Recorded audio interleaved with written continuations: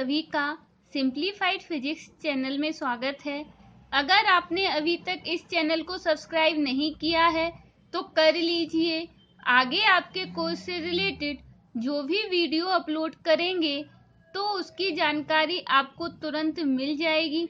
जिस वीडियो में जितना पढ़ाएंगे उसके नोट्स डिस्क्रिप्शन में दी गई PDF लिंक पर मिल जाएंगे, वहां से आप नोट्स डाउनलोड कर सकते हैं। आज हम आपको पढ़ाएंगे विद्युत धारा भाग 10।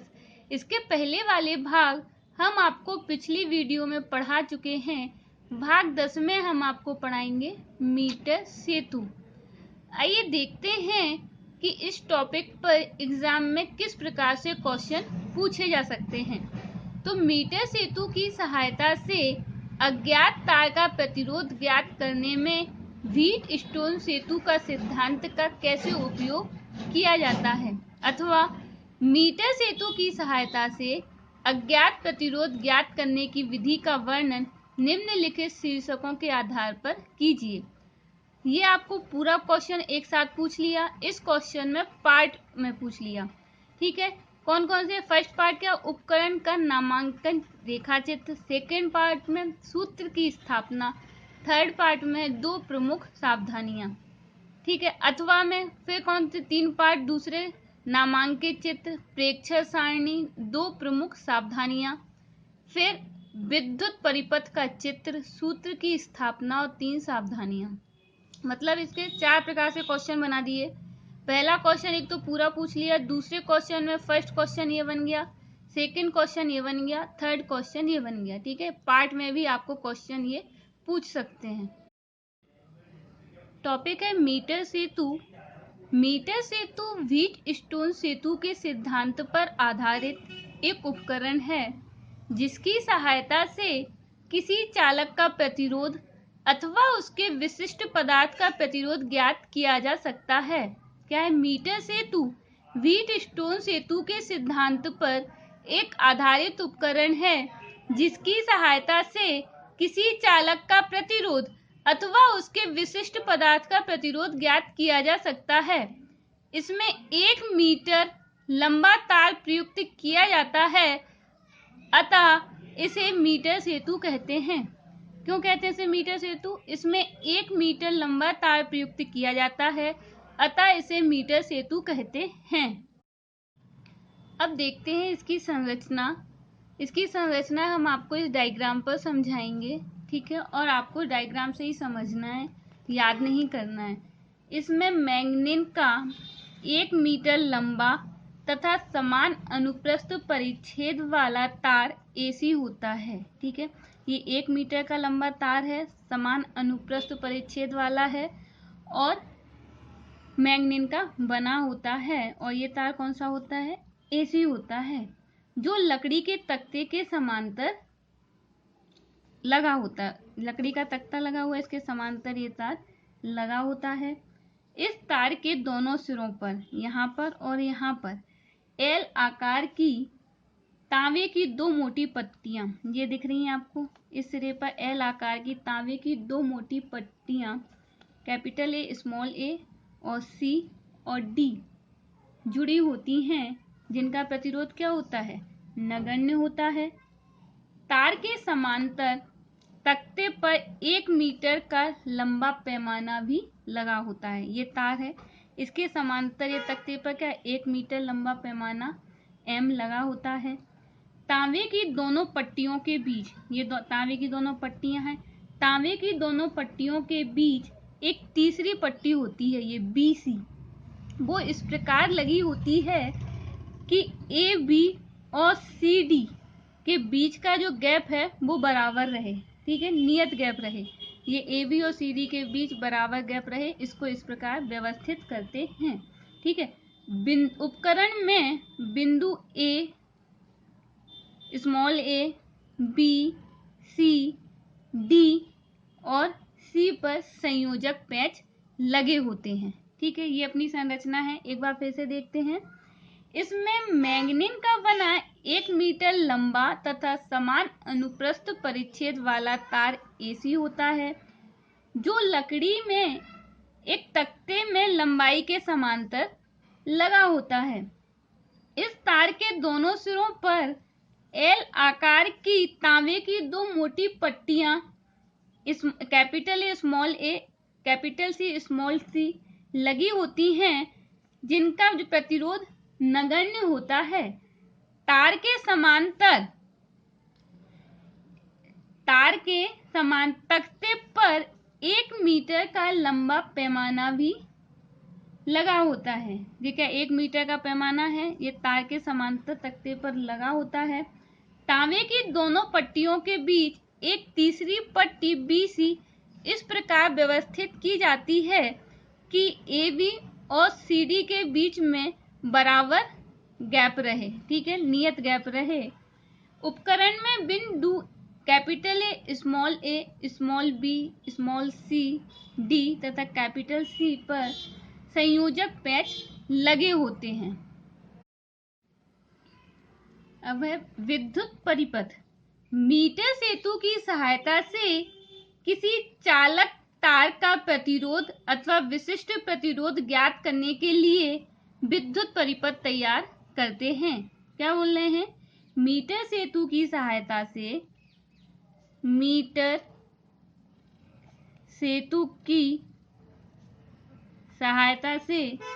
किसी चालक तार का प्रतिरोध या विशिष्ट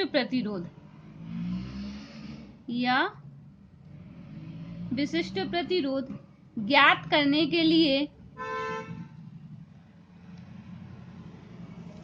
एक विद्युत परिपथ तैयार करते हैं। एक विद्युत परिपथ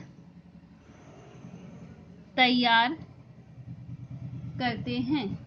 ठीक है, ये देखो, ये है अपना विद्युत परिपथ तैयार करते हैं, तो ये अपना विद्युत परिपथ। अब इसमें क्या करते हैं समझते हैं। इसके लिए जो अपना ए और सी बिंदु दिख रहा है, ए और सी, इसके बीच में क्या करते हैं, एक सेल जोड़ देते हैं तथा एक प्लग कुंजी के लगाते हैं।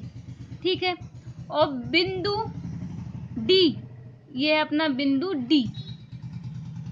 ठीक है, बिंदु डी और वी के बीच में, ये बिंदु डी है और ये बिंदु बी है, इसके बीच में एक धारा मापी जी लगाते हैं तथा बिंदु बी पर स्पर्श कुंजी से जोड़ देते हैं। इसको जॉकी भी कहते हैं। क्या बोलते हैं? जॉकी, JOCKEY, इसको जॉकी भी कहते हैं।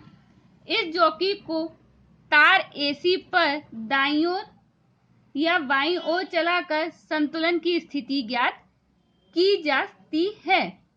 गैप में, ये गैप जो है, इसमें एक गैप में क्या करते हैं, AB वाले गैप में प्रतिरोध बॉक्स R जोड़ देते हैं तथा उसे तार से जोड़ देते हैं, और CD वाले गैप में क्या, उस तार को जोड़ते हैं जिसका प्रतिरोध ज्ञात करना है।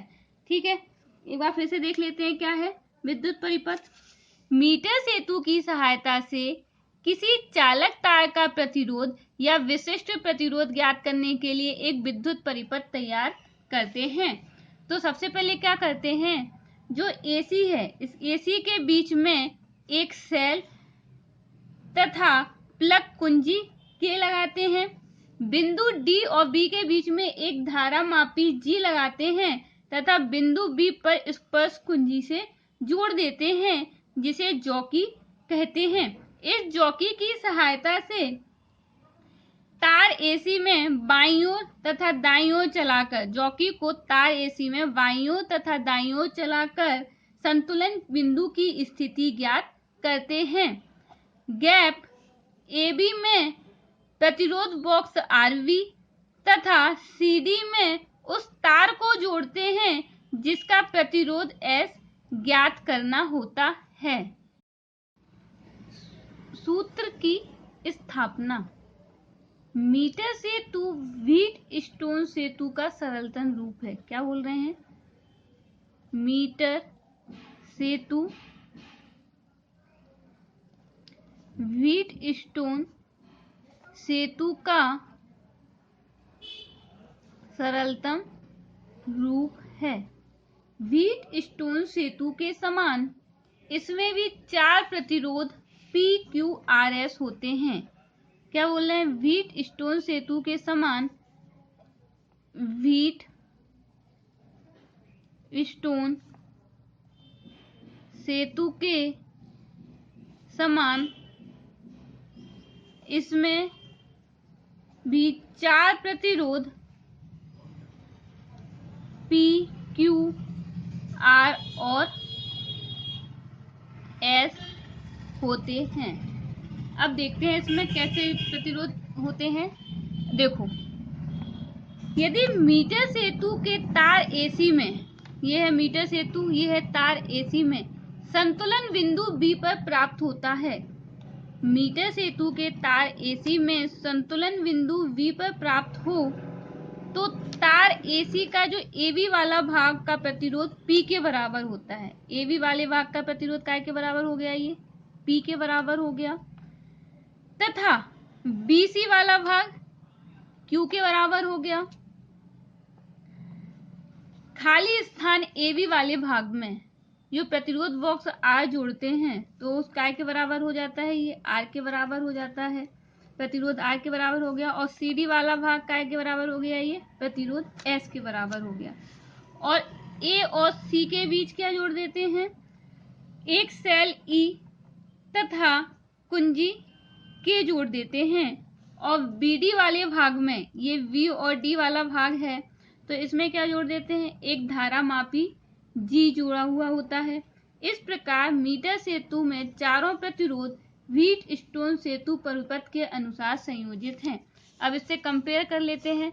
ठीक है, ये अपना PQRS, ठीक है, ये AC हो गया P और Q के बीच में। ये देखो यहाँ पे P और Q, ये AC हो गया। AC में सेल जुड़ा हुआ है, यहाँ पर भी कंपेयर कर लो, ये AC हो गया। ठीक है, ये P और Q हो गया, ये AC हो गया। तो यहाँ पे भी क्या हो गया? एक सेल जुड़ा हुआ है। और B और D वाले भाग में देख लो RS ये है, इसका बीच का पॉइंट ये हो गया। और P और Q के बीच का V पॉइंट ये हो गया। VD वाला भाग हो गया, इसमें धारा मापी G जोड़ दिया। तो इस प्रकार मीटर सेतु में चारों प्रतिरोध व्हीट स्टोन सेतु परिपथ के अनुसार संयोजित हैं। एक बार फिर से देखते हैं। मीटर सेतु व्हीट स्टोन सेतु का सरलतम रूप है। व्हीट स्टोन सेतु के समान इसमें भी 4 प्रतिरोध P, Q, R और S होते हैं। यदि मीटर सेतु के तार AC में संतुलन बिंदु V पर प्राप्त हो तो तार AC का AB वाला भाग, AB का प्रतिरोध P के बराबर तथा BC भाग का प्रतिरोध Q के बराबर होता है। खाली स्थान AB में जुड़े प्रतिरोध बॉक्स का प्रतिरोध R के बराबर तथा CD भाग में जुड़ा तार का प्रतिरोध S के बराबर होता है। AC के बीच सेल E तथा कुंजी K जोड़ देते हैं तथा BD वाले भाग में एक धारा मापी G जुड़ा हुआ होता है। इसके बीच में धारा मापी G जुड़ा हुआ है और AC के बीच में सेल और कुंजी K जुड़ी होती है। इस प्रकार मीटर सेतु में चारों प्रतिरोध व्हीट स्टोन सेतु के परिपथ के अनुसार संयोजित हैं। अब मान के चलेंगे सिरे A से बिंदु B की दूरी L सेंटीमीटर है। क्या बोल रहे हैं? ये सिरे A से बिंदु B की दूरी L सेंटीमीटर है तो B से C की दूरी क्या हो जाएगी? 100 माइनस L सेंटीमीटर। ठीक है, तो मान के चलेंगे, माना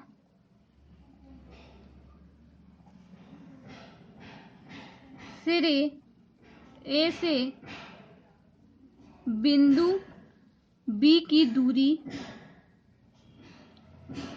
L सेंटीमीटर है तो AB बराबर कितना हो जाएगा?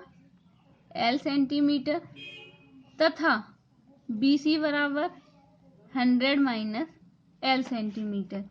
इसलिए प्रतिरोध P बराबर क्या हो जाएगा? सिग्मा इंटू L तथा Q बराबर क्या हो जाएगा? Sigma 100 minus L। ठीक है, जहाँ सिग्मा तार AC के प्रति सेंटीमीटर लंबाई का प्रतिरोध है। क्या बोल रहे हैं? जहां सिग्मा तार AC के प्रति सेंटीमीटर लंबाई का प्रतिरोध है, किंतु व्हीटस्टोन सेतु के सिद्धांत से व्हीटस्टोन सेतु के सिद्धांत से तो क्या होता है? P/Q is equal to R/S। तो P की वैल्यू क्या है अपने पास? Sigma L। Q की वैल्यू है sigma 100 minus L is equal to R/S। Sigma से सिग्मा कैंसिल हो गया, तो क्या निकालना था? अज्ञात तार का प्रतिरोध निकालना था। तो ये S बराबर था, S बराबर क्या हो जाएगा? ये यहाँ आ जाएगा और ये यहाँ पहुँच जाएगा। तो R 100 माइनस L अपॉन में L। ठीक है, तो ये क्या हो जाएगा? प्रतिरोध निकल गया।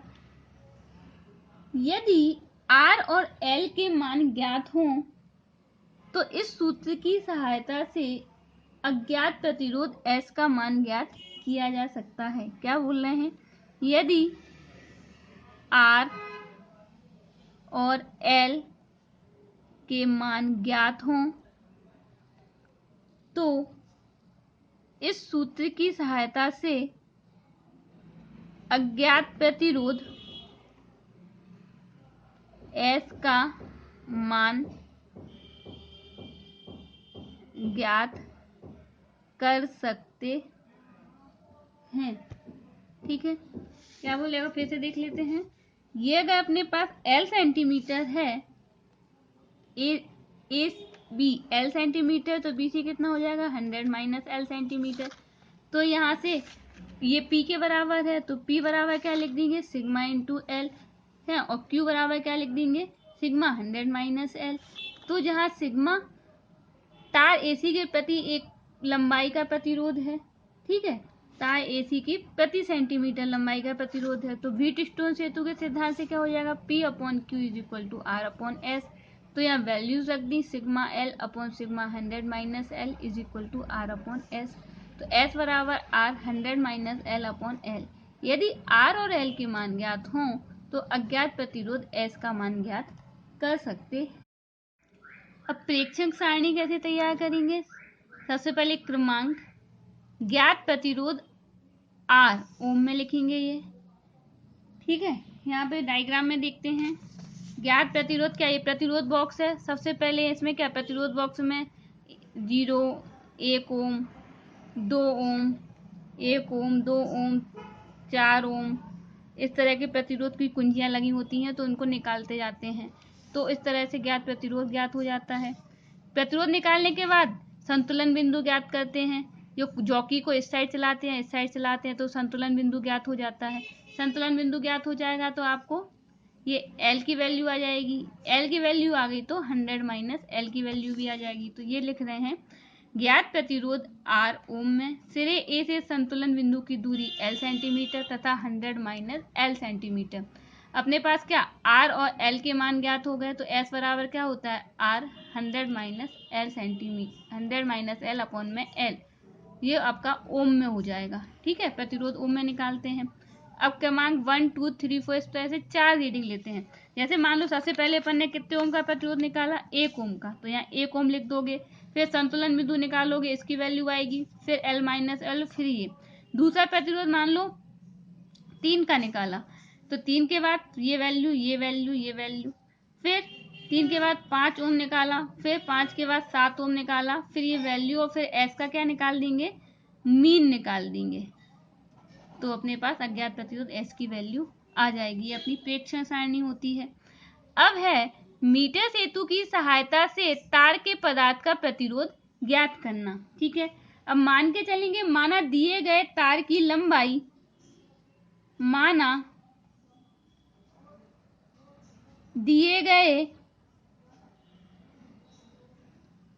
तार की लंबाई स्मॉल l, उसके अनुप्रस्थ परिच्छेद का क्षेत्रफल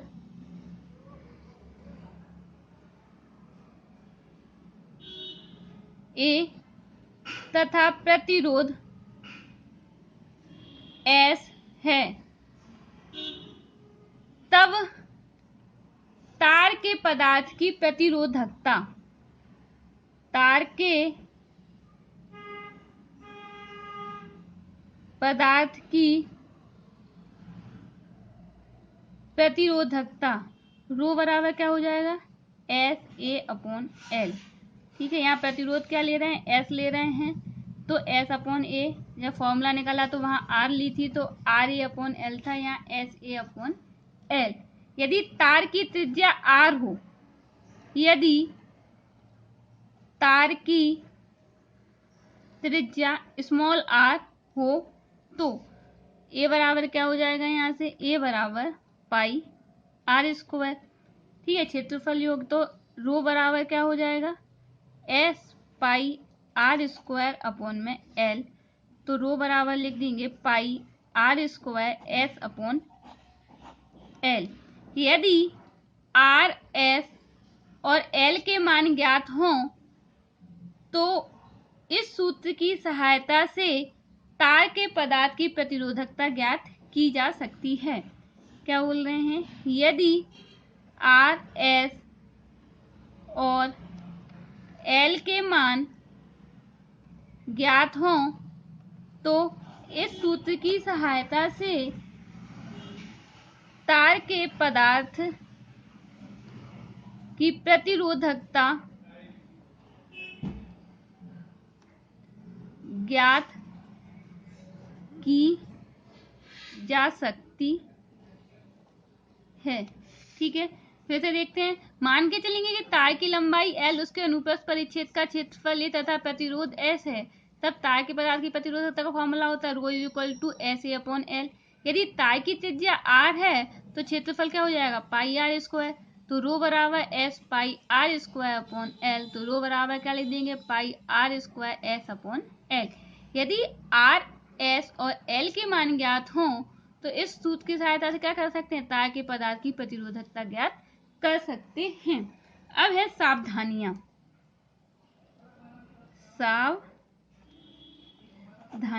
ठीक है, सबसे पहली सावधानी क्या है, सभी संयोजक पेंच अच्छी तरह से कसे होने चाहिए। सभी संयोजक पेंच अच्छी तरह से कसे होने चाहिए। दूसरा, प्रतिरोध बॉक्स के सभी पेंच कसे होने चाहिए, मतलब प्रतिरोध बॉक्स के जो सभी कुंजियां होती है वो अच्छी तरह से टाइट लगी होनी चाहिए। ठीक है, क्या है, प्रतिरोध बॉक्स के सभी पेंच कसे रहने चाहिए, कसे रहने चाहिए। थर्ड है, विद्युत धारा तभी प्रवाहित करें जब प्रेक्षण लेना हो। विद्युत धारा तभी प्रवाहित करें जब प्रेक्षण लेना हो। और फोर्थ है, जॉकी को तार पर रगड़कर नहीं चलाना चाहिए। जॉकी को तार पर रगड़कर नहीं चलाना चाहिए। ठीक है, क्या है सावधानियां, सभी सावधानियां देखते हैं। सभी संयोजक पेंच अच्छी तरह से कसे होने चाहिए। प्रतिरोध बॉक्स के सभी पेंच कसे रहने चाहिए। विद्युत धारा तभी प्रवाहित करें जब प्रेक्षण लेना हो। जॉकी को तार पर रगड़कर नहीं चलाना चाहिए।